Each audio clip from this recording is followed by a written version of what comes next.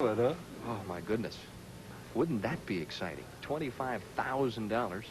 And if he would go on to win this, that'd be another 16. Nice night's work. Well, if you're going to complete the dream, that would make him eligible for Firestone. He win another 50. I'm glad you added that. And Harvey adds another strike. So he is perfect now through 4 frames. We get a look at the style of Jim Harvey, the contemporary style, the open shouldered. Look at that wrist cupped around the ball, right in the backswing there. As he comes through, he closes the shoulder, and the wrist cups as he actually goes through the ball. It's still cupped and lifted. That's what creates all those revolutions. And the revolutions create pin action, and they create strikes. Looking for 5 in a row from Tucson, Arizona. Gives it some room, and it came back. Well, it's down to 7 more now.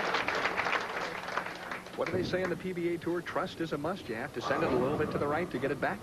He's certainly doing that. He's loose, and he's aggressive, and he's in control of the first match. 40 pins ahead. Westlake is already saying, hey, I'm in that must-strike situation. And you see the difference between the contemporary player and Tony Westlake, who's a young player, but he's of the old school, more or less like myself or Gary Dickinson or George Pappas, where he goes down and in, and he just didn't give that ball enough room because he maybe was afraid it wouldn't make it back. Cross lane at the 610. Has the spare. Well, we mentioned this is Tony's first ever appearance on national television. I chatted with him before the telecast tonight and asked him, hey, are you going to be nervous bowling out there tonight? Yes, I'm very excited. I'll probably be a little nervous the first shot or two, but I think after that I'll be able to get my head in the game and I'll be all right. The only thing he didn't bargain for was the guy he was bowling starting with a 5-bagger, but Westlake answers with a strike of his own, and really we're far from over here in the opening match. Well, he also didn't bargain for his ace ball being thrown out before he started. What does that do to you mentally when you've used the ball all week long and all of a sudden you get to the telecast and you can't use it? It depends what type of person you are. If you're looking at the negative things or looking for reasons to fail, that's a primary reason. But if you say, hey, I got to make the best of what the situation is and go from here. Oh, it held that time.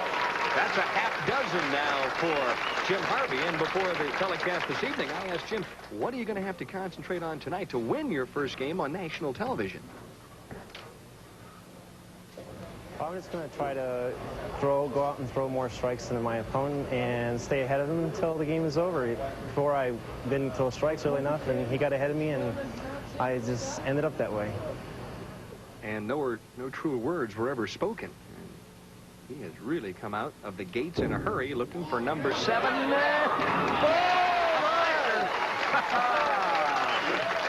Oh, he just shredded the rack, Mike Durbin. Those pins never had a chance.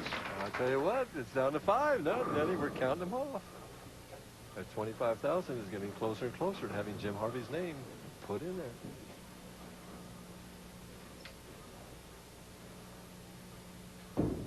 Tony Westlake has run flat into a buzzsaw, but he doubles for the first time in this match. Unfortunately, through 7 frames, Tony Westlake trailing by 52 pins. But ironic as it may say, the match, you know, with the old cliche, is not over. He is still potential 248. You can do it with a pencil, you know, as Fred Wolf used to say years ago, you can do it with a bowling ball. Jim Harvey's going at a 259 pace right now, actually the 300 pace, but if he didn't continue striking. One more, and he gets a break. Still alive, barely. Well, in the practice session prior to tonight's championship round, all the players seem to be striking. Jim Harvey just looked over at Chuck Pisano on TV 4 days. He said, commercial? And Chuck said no. And then he said, no commercial? He was surprised. Let's see if that breaks his concentration. Looking for his 8th straight strike. He's there. All right. Well, it's sweaty palm time here at Riverside, California. And just on the last 2 practice balls, after Robbie sang his rendition of America the Beautiful, they count 1 practice ball in each lane. Jim Harvey struck on the right lane. He went to the left lane. He left a solid 8 on his last practice shot, and now he has 8 in a row. Well, so maybe that could have been a good omen for him, that 8-pin coming in practice. Let's all think positive right now and maybe try and coach him home. Looking for 9 straight here in the opening match. Got some revolutions. Oh! Well, you don't get much better than that. Jim Harvey is perfect through 9 frames, and Tony Westlake is just trying to grab a hold of a life raft. And even if Tony strikes out, right now, Tony knows the match is lost no matter what happens. He's just looking to get out of the way and hope that history can be made. We have not had a 300 since 1974 in Alameda, California, when Jim Stepanich did it.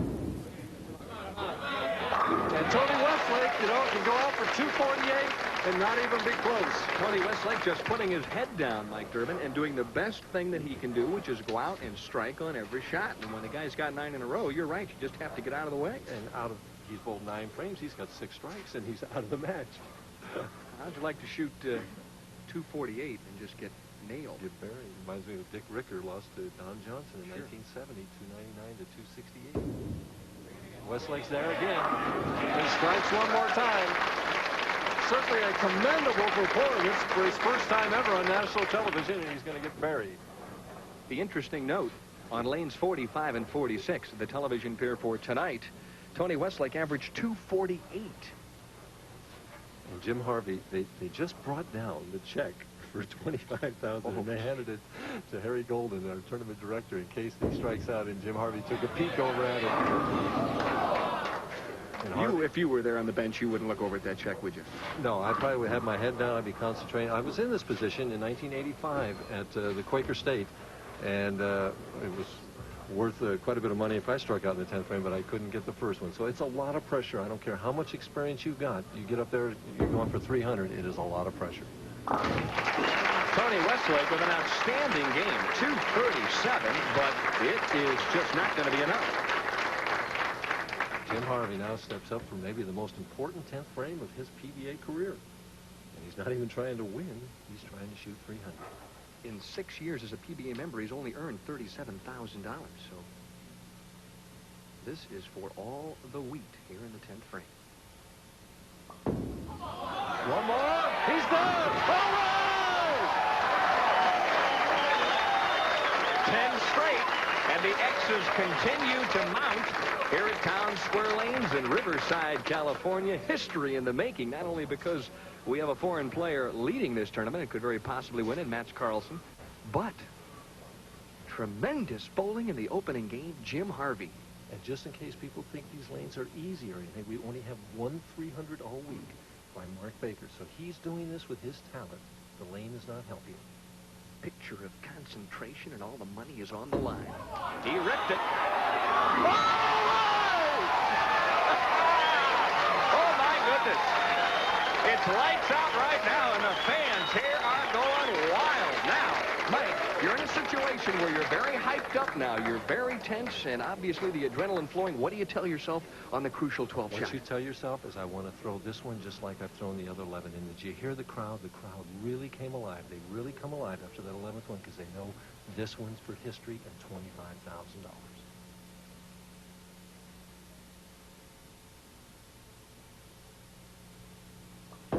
He gave it too much room. Oh, no, not the washout. Oh, my goodness. Absolutely tremendous bowling. And it's 297, Mike Durbin, and he had a shot at $25,000 from the good folks at True Value Hardware. And he certainly gave us all just a tremendous thrill.